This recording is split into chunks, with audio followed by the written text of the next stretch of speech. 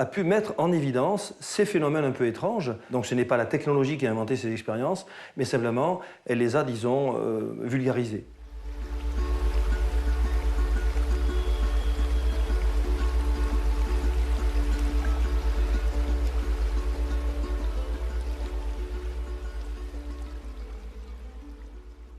Peut-être qu'il faudrait maintenant, au stade de notre investigation, être plus clair quant à la différence qu'il peut y avoir entre la transe et l'extase.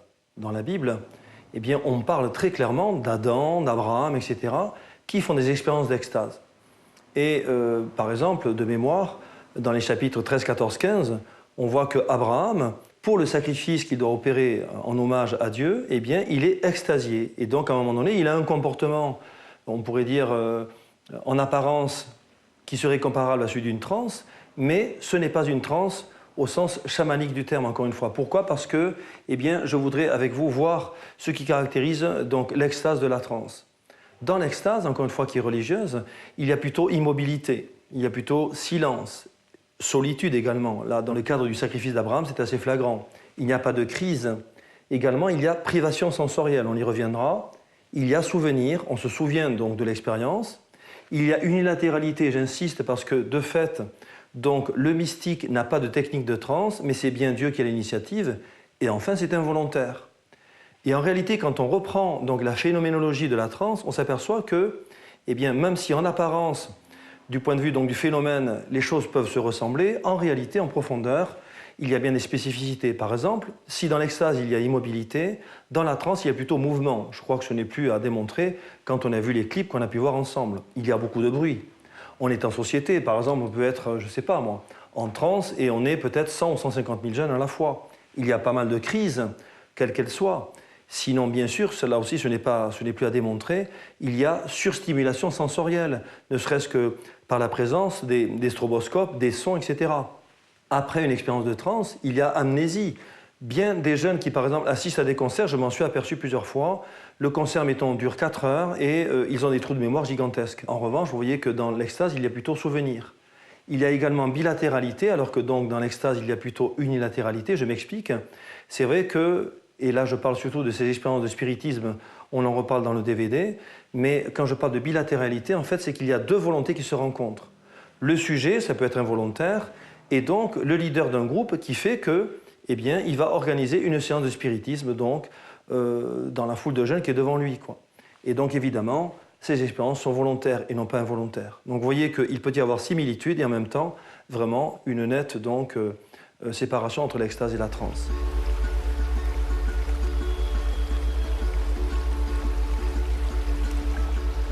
Une nouvelle philosophie. Je ne devrais même pas marquer philosophie. Certainement pas, mais quelque part, entre le réel et le virtuel, aujourd'hui, il n'y a plus de limite, il n'y a plus de frontières. C'est vrai ou c'est faux? C'est bien ou c'est pas bien? Quand on rencontre ces jeunes, on ne sait plus. Et c'est très très bien traduit par le film Matrix. Je n'ai rien contre Matrix, bien évidemment. Ça n'a rien de satanique, mais quelque part, c'est quand même assez ésotéricos. Lui, c'est Morpheus, c'est la sagesse grecque. Tiens, c'est Morphée. Lui, c'est Néo. Mais Néo, c'est le néophyte, celui qui vient d'être baptisé, bien sûr. Elle, c'est Trinity. Ça ne vous dit rien, Trinité? Moi, ça me dit quelque chose quand même. Et enfin, Cypher. Lucifer, bien sûr. Décidément, quand vous regardez le film, bien, en faisant attention à toutes les séquences, et surtout ce que je vous dirai dans 2 minutes, eh bien, croyez-moi, ce n'est pas qu'un film. Quand je vous parlais de philosophie entre réel et virtuel, je vais y revenir immédiatement. Écoutez bien. Ceci est notre structure. Ceci est notre structure. Une sorte de programme de chargement. On peut y afficher ce qu'on veut.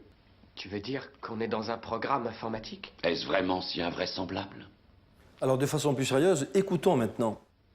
Alors, rien de tout ça n'est réel? Qu'est-ce que le réel? Quelle est ta définition du réel? Si tu veux parler de ce que tu peux toucher, de ce que tu peux goûter, de ce que tu peux voir et sentir, alors le réel n'est seulement qu'un signal électrique interprété par ton cerveau. Ça, c'est le monde que tu connais. Le monde tel qu'il était à la fin du XXe siècle. Donc le monde du réel, notre monde. Il n'est plus aujourd'hui qu'une parcelle de la simulation neuro-interactive que nous appelons la matrice. Tu viens d'un monde imaginaire, Néo. Tu viens d'un monde imaginaire, Néo. Voici le monde tel qu'il existe aujourd'hui.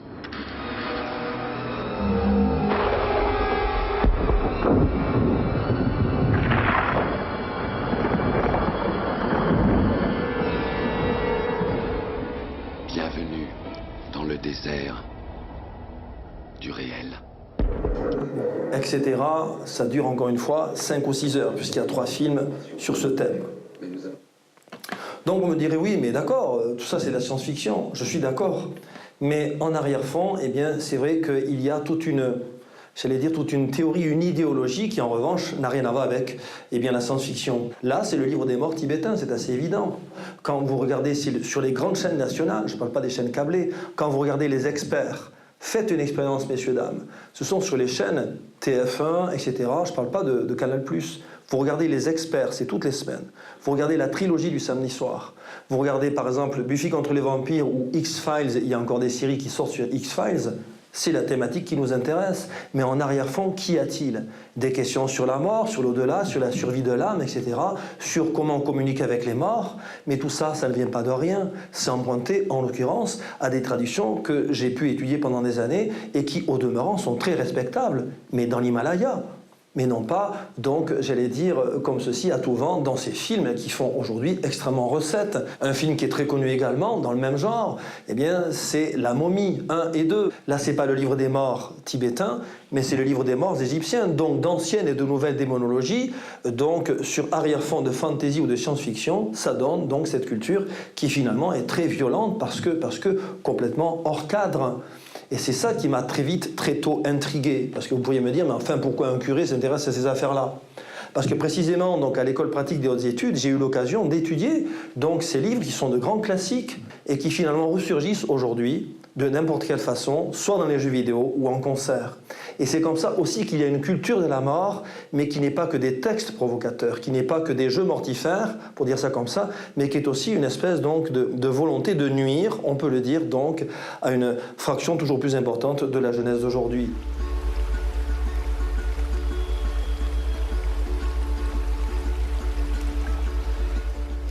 Tiens, on va en parler en faisant un détour chez les Shinto. J'aime beaucoup la religion Shinto. C'est assez extraordinaire. Oni wa soto, fuku wa ushi. On se dit ça au printemps. Finalement, adorcisme, exorcisme. Exorcisme, c'est-à-dire qu'on se dit, sors le démon, donc oni wa soto. Et si on te dit, bien voilà, je te souhaite que du bonheur, donc on dit fuku wa ushi, et donc que le bonheur soit dans ta famille pendant l'année qui vient. Sauf qu'aujourd'hui, dans la culture, on a exactement inversé l'adorcisme et l'exorcisme. Aujourd'hui, nous disons, entre le démon, sort le bonheur. Je le lis à longueur de poèmes écrits aujourd'hui par des artistes ou des jeunes.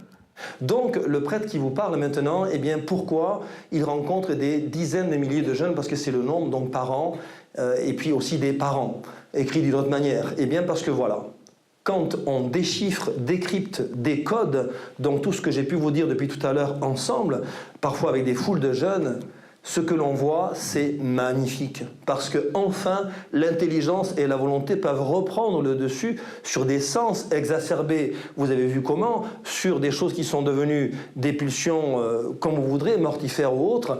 Mais à un moment donné, on se dit, mais que se passe-t-il quand précisément l'intelligence est capable, de nouveau, de reprendre le dessus? Eh bien, tout simplement, voilà, je suis capable de prendre des décisions.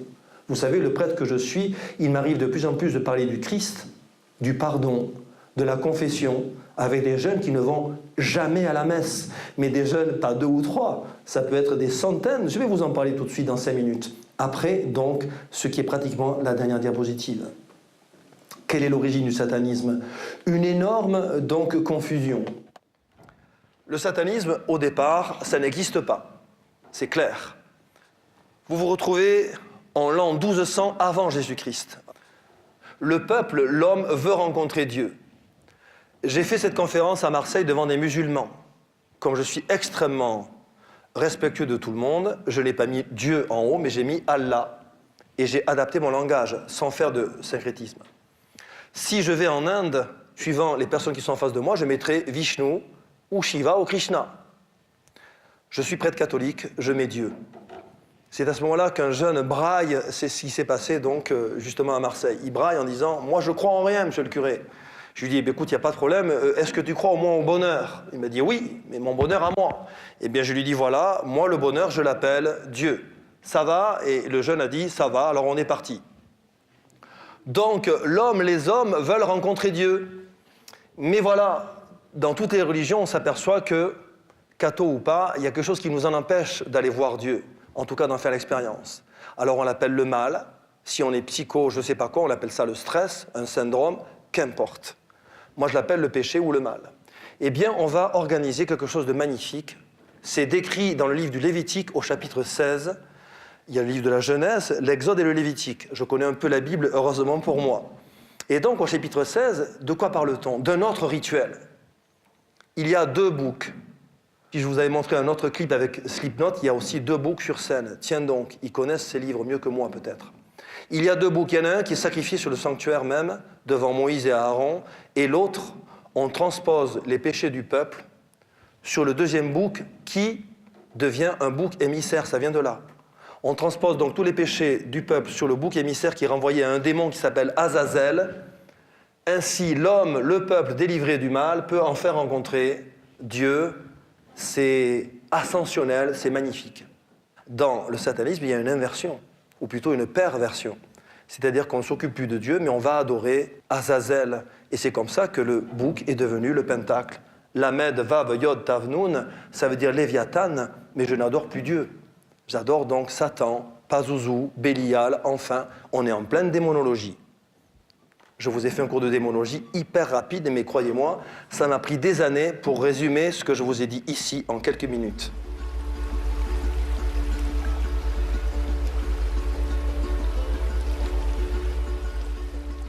Des appels au secours, il y en a tellement aujourd'hui dans le monde, donc c'est pas marqué très très fort, il faudrait que je change de couleur, je ne sais pas. En tout cas, de plus en plus, nous rencontrons des jeunes qui nous disent « au secours ». Et souvent, ça prend la forme d'un cri silencieux.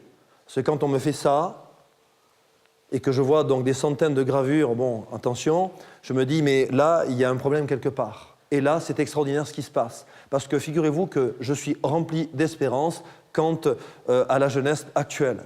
Si je vous rencontre, ce n'est pas que je sois pessimiste, c'est tout le contraire. Parce que voilà, ésotéricos, ça veut dire qu'on crypte volontairement pour vous manipuler, conditionner, donc tout ce qui est à votre portée.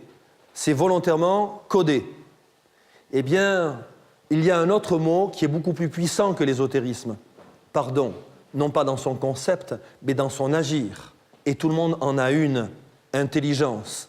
Tiens, ésotérikos, ça veut dire qu'il y a quelque chose qui est codé et que seul un initié peut comprendre. Intus legere.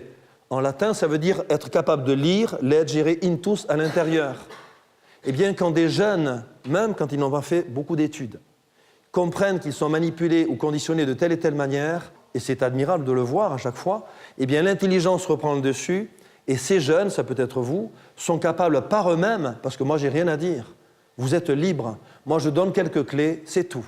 Si vous pouvez comprendre, tant mieux, vous faites ce que vous voulez, mais en attendant, ces jeunes, lorsqu'ils remettent l'intelligence à leur place, c'est-à-dire au-dessus des sens et de l'imaginaire, fabuleux. Dernière diapositive. Bon, c'est ma manière à moi d'être un peu poète. Merci de votre compréhension. En tout cas, eh bien voilà, c'est cette ouverture au ciel. On peut faire un peu de poésie codée et décalée, n'est-ce pas? Sauf que là, c'est facile à comprendre. Il y a un chemin qui monte vers le ciel, tout est permis, l'espérance est permise. Et encore une fois, c'est ma manière à moi de conclure cette rencontre. Merci de votre compréhension.